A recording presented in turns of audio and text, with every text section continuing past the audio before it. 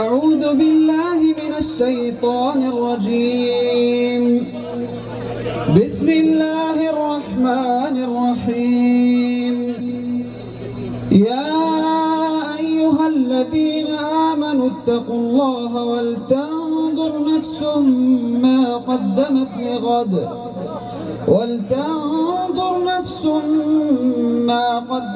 لغد واتقوا الله إن الله خبير بما تعملون. ولا تكونوا كالذين نسوا الله فأنساهم أنفسهم أولئك هم الفاسقون.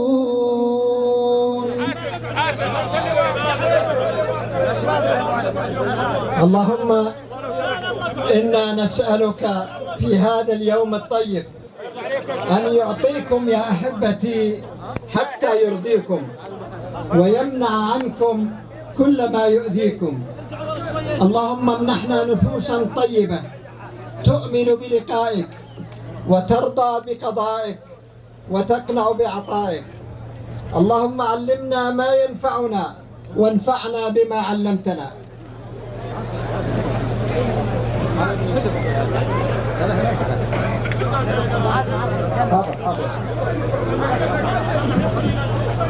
شباب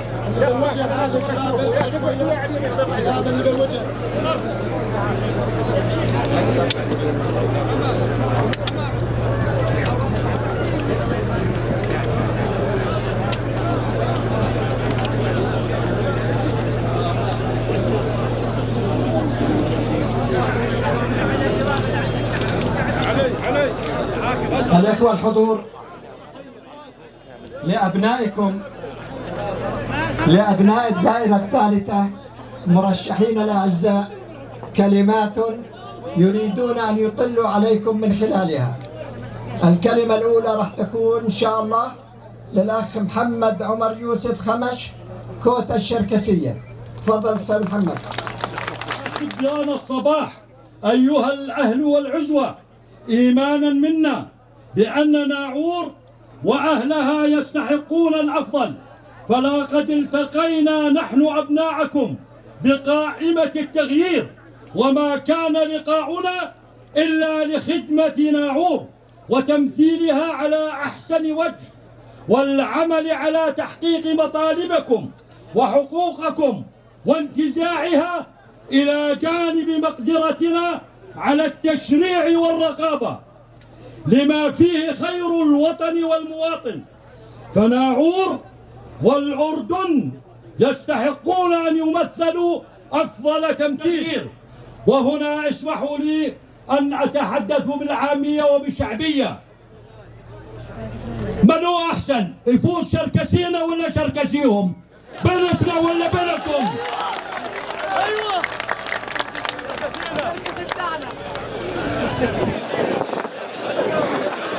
وختاما، فإن الأردن قيادة وشعبا وأرضا ينتمي إلى الأمة الإسلامية والعربية، ويقاسمها الهم ويتألم لعلمها. ولم نكن في الأردن يوما إلا جنودا لفلسطين مدافعين عنها. ولقد قدم الأردن في ساحة الجهاد الدماء الزكية طوال سنوات الصراع مع إسرائيل، ولا يزال الأردن يحمل على عاتقه مسؤولية الدفاع عن الأرض والأهل والمقدسات وتعزيز صمود الأهل في الضفة وغزة هاشم. وهنا أطلب منكم بأن نقف جميعا لحظة صمت ونقرأ سورة الفاتحة على أرواح الشهداء من أبناء لواء ناعور الذين استشهدوا على ثرى فلسطين، وشهداء الجيش العربي، وشهداء أبناء غزة وفلسطين.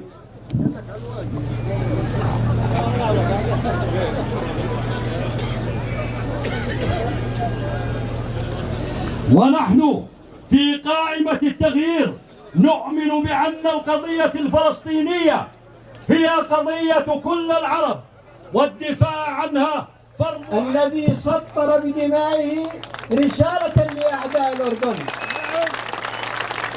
البطل النشمي ماهر الجازي. أحر التعازي لآل الجازي ولأبناء الأردن جميعا. مساء الخير يا حجارنا، أصدقائهم نسايبهم وقرايبهم، شرف كبير لي أن أقف معكم.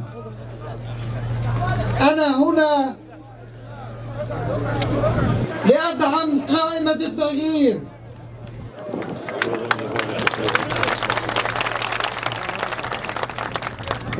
لأن التغيير هو شعار المرحلة. نعم، نحن نريد تغيير في السياسات، نريد تغيير النهج القائم. هذا النهج الممارس أدى فينا إلى ما أدى إليه من ضنك العيش.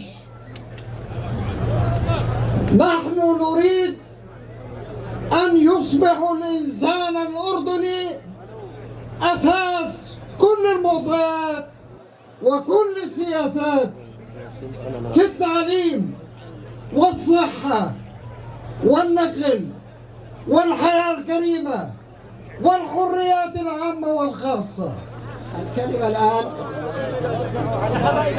الكلمة الآن بعد إذنكم للباشا بسام فهد الفالح. الباشا راح أقدمك أنا أول. يا شباب خلي الناس تشوفوا الله يرضى عليكم. إذا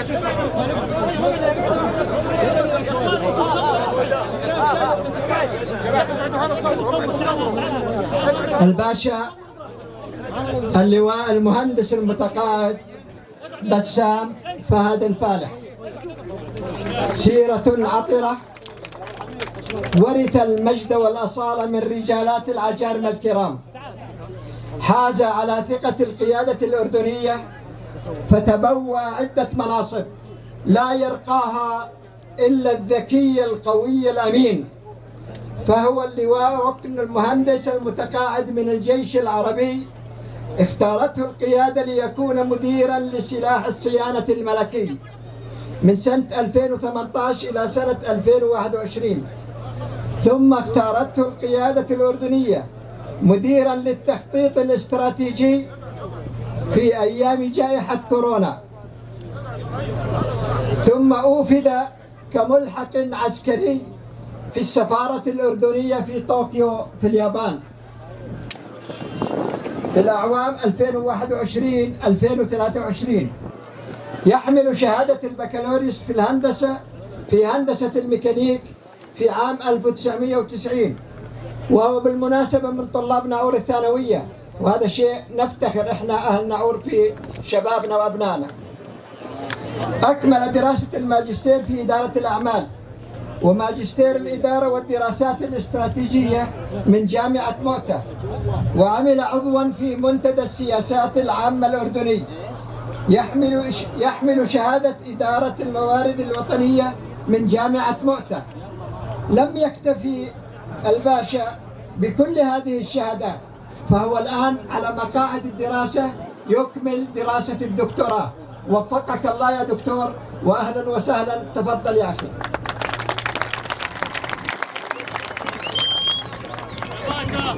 يا باشا والله تستاهل كل خير، الله يكرمك، تستاهل كل الدعم. تسلم، كل يشيلك يا باشا، طول عمرك. ابوك من قبلك ما قصر، طول عمرك والله فاتح، بيتك ما عمره سكر. تسلم، ولك التوفيق والنجاح وكلنا معك يا باشا. تسلم، شكرا.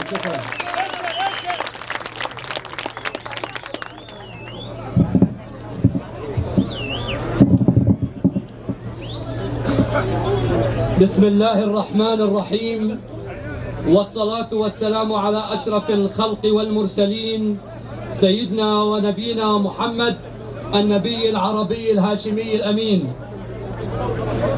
الذوات الكرام، صبيان الصباح، أهل الفرح، أهل العز والفلاح، فزعة من طلب النصر والنجاح، السيدات والسادة الحضور الكرام، أبناء لواء ناعور الأغر، والإخوة والأصدقاء والأحبة، على امتداد الدائرة الانتخابية الثالثة والوطن أجمع، أحييكم بتحية الإسلام. السلام عليكم ورحمة الله وبركاته. اسمحوا لي بداية أيها السيدات والسادة في بداية حديثي هذا ونحن على أبواب الاستحقاق الدستوري في الانتخاب المتمثل في الانتخابات البرلمانية، بعد أن أمضيت في ميدان العز والكرامة والمجد الجيش العربي ما يقارب 4 عقود من الزمن، جنديا من جنوده الأوفياء، محبا لوطني وأهلي وأمتي ومليكي، وأتقدم باسمي واسمكم جميعا بتحية إجلال وإكبار إلى كل جندي وقائد حمل شعار هذا الوطن على جبينه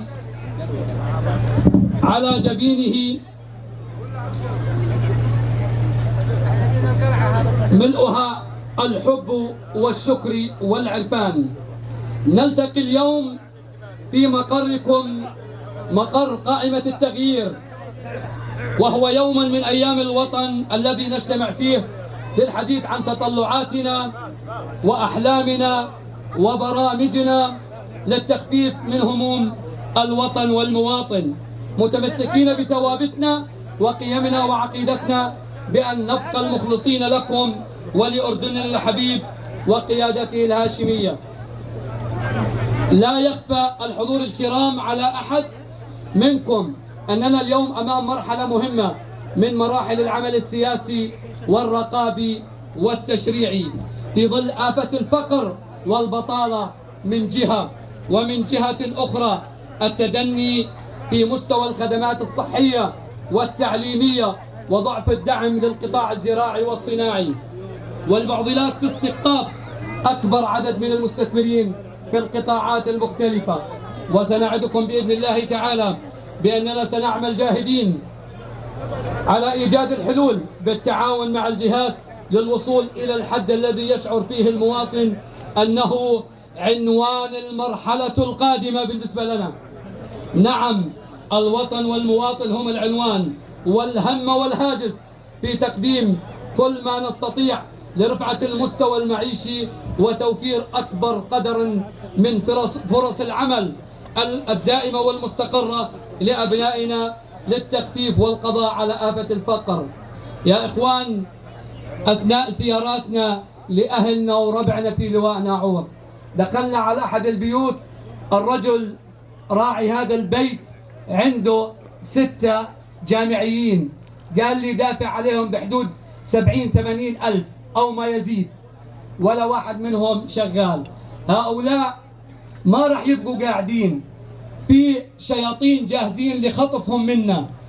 احنا ليس مش سر بانه المخدرات موجوده، وبالتالي هؤلاء اذا ما لقوا فرصه عمل حتى يقضوا وقتهم ويعيشوا ويعتاشوا منها، انا اعتقد لا سمح الله ولا قدر الله سيكون مع يخطفهم هؤلاء الشياطين، لا قدر الله.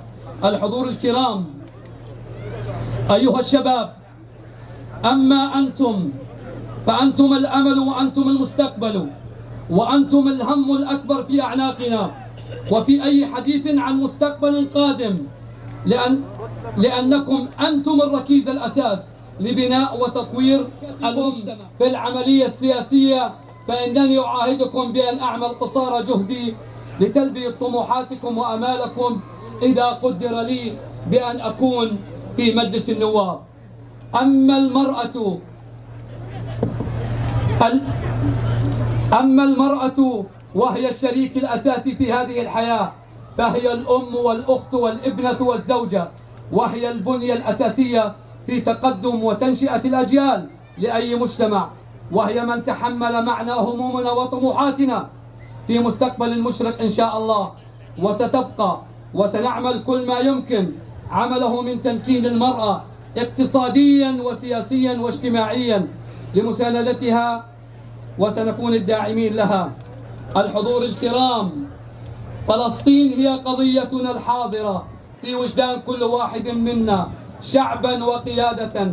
سنبقى كذلك إلى أن يتحرر كل شبر من أرضها المباركة، وستبقى قضيتنا الأولى ومحط أنظارنا جميعا، وسنبقى الداعمين لأهلنا المرابطين على ترابها الطاهر أولى القبلتين وثاني الحرمين. الحضور الكرام، نحن أبناء قبيلة العجارمة صبيان الصباح ذات الجذور المتجذرة في أعماق تراب هذا الوطن، وأبناء هذا اللواء الأغر، وأبناء الدائرة الانتخابية الثالثة، وأبناء الوطن جميعا. نحيا في هذا الوطن في نسيج وطني عز نظيره، متماسكين متحابين من شتى المنابت والأصول، إخوة وأحبة وأصدقاء. همنا واحد، طموحاتنا واحدة، وأمالنا في غد مشرق يحمل في طياته آمالنا وأحلامنا جميعا، لنحيا في كل معاني العزة والكرامة في هذا الوطن الجامع لنا جميعا، وطننا الأردن الشامخ بعون الله تعالى. وفي الختام، أهلي وعزوتي، أبناء لواء ناعور وصبيان الصباح والضيوف الكرام والأصدقاء والجيران، سأبقى كما عهدتموني ابنا بارا وفيا مخلصا لكم جميعا وللوطن ولقائد الوطن، متمنيا منكم الدعم والفزعة لقائمة التغيير وأعضائها جميعا، وأخص أيضا المقعد الشركسي والكوت النسائية. حفظ الله الأردن وطنا وشعبا وقيادة في ظل حضرة الراية الهاشمية، والسلام عليكم ورحمة الله وبركاته.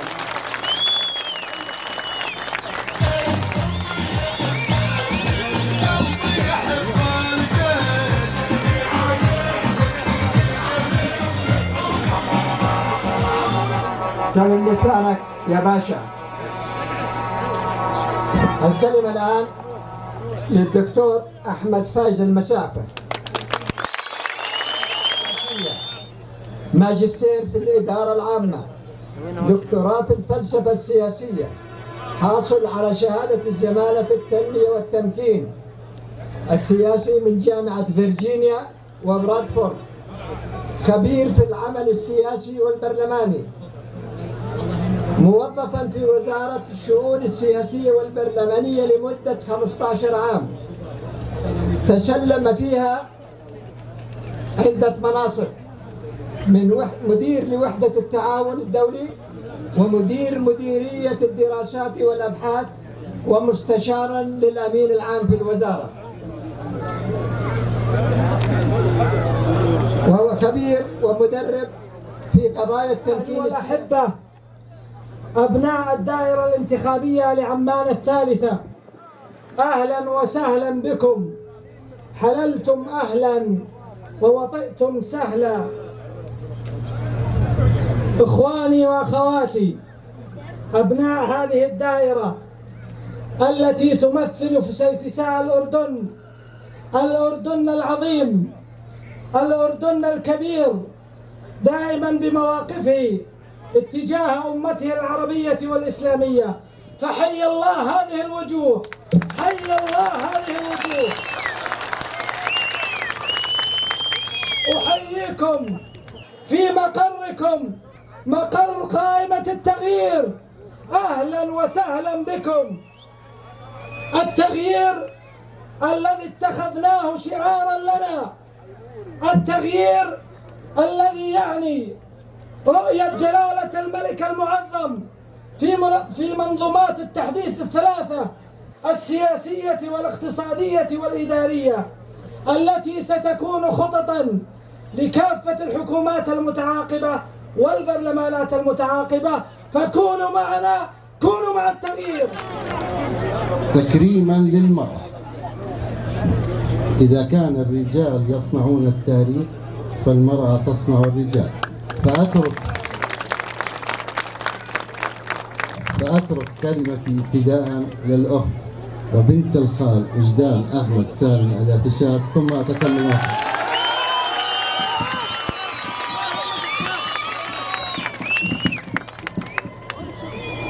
السلام عليكم ورحمة الله وبركاته. يا حي الله بهذا الجمع اللي يبشر بالفوز.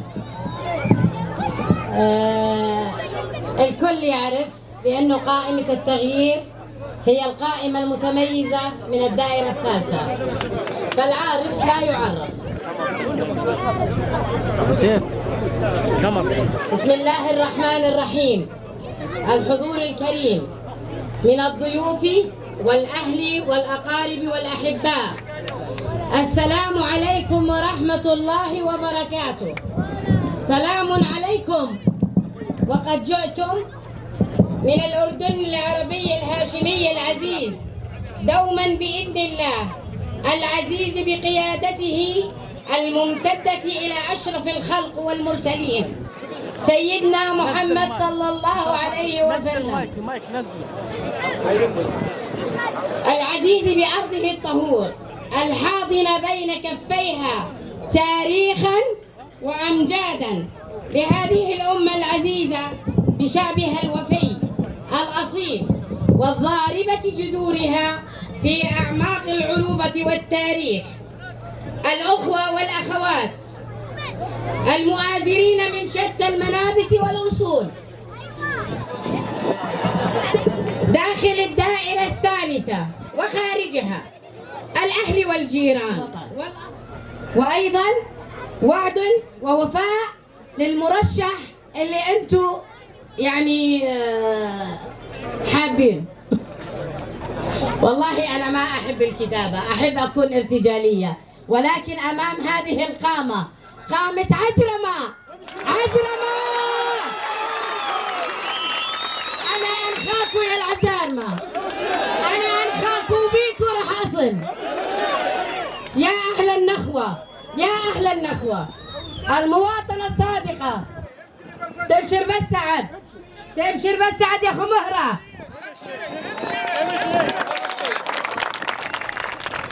إن المواطنة الصادقة والمعبرة عن المواقف الأصلية لا تكن بالخطابات. كريما وأتوجه إلى أخواتي الموجودات وأقول يا العجرميات، هذا يومتن وأنا إلتن، ويشهد الله وأنتم تعرفني، مو بس العجرميات، الدائرة الثالثة كلها تعرف وجدان أحمد سالم عفيشة العجارمة، زوجة السيد موفق عبد الكريم العساف. أنا أترعرع بقبيلتين، قبيلة العجارمة والعجوان، والله يحيي راعيين الضبطة. شكرا لكم والسلام عليكم ورحمة الله وبركاته. وأنا أجلس بين أيديكم،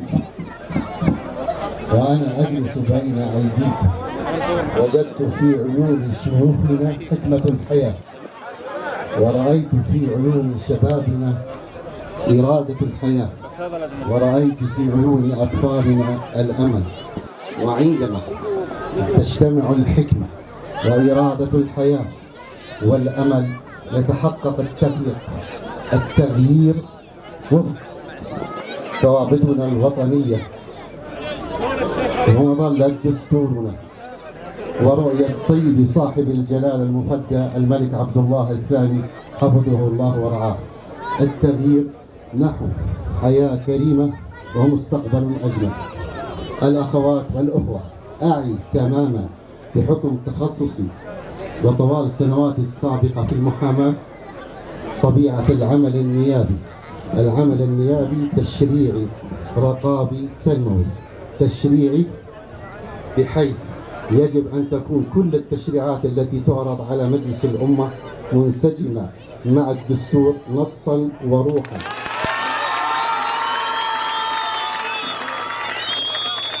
ورث عن جدوده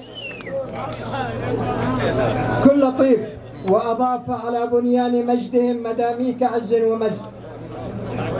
حاز على قيادة الأمن العام عندما كلفوه بقيادة الشرطة في أكثر من محافظة من محافظات الأردن العزيز.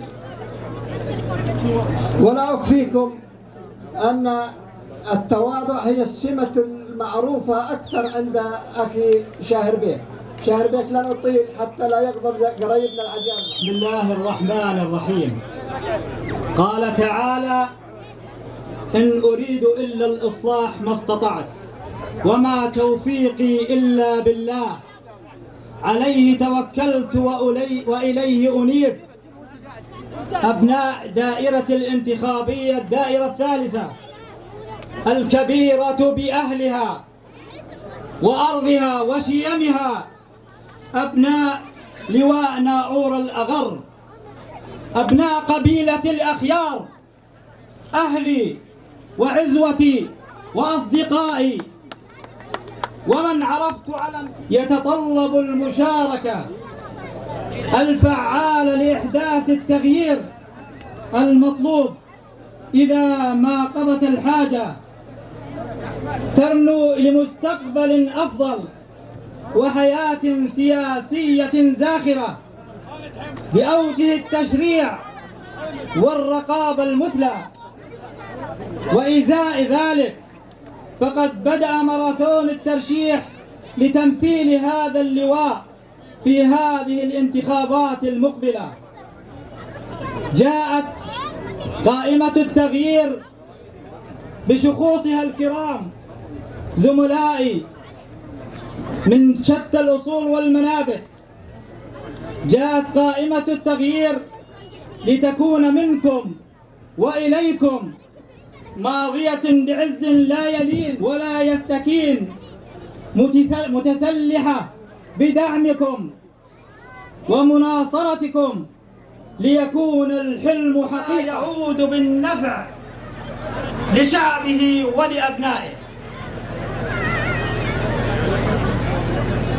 أبناء دائرة الانتخابية ولوائي وقبيلة الأخيار، وحرصا منا على تمثيلكم التمثيل اللائق، أن تكون الانتخابات جامعة ونتائجها محققة لرؤى، فنمضي معا للوصول للبرلمان 20 معاهدين الله أولا وأنتم والوطن. يجبرني على المشاركة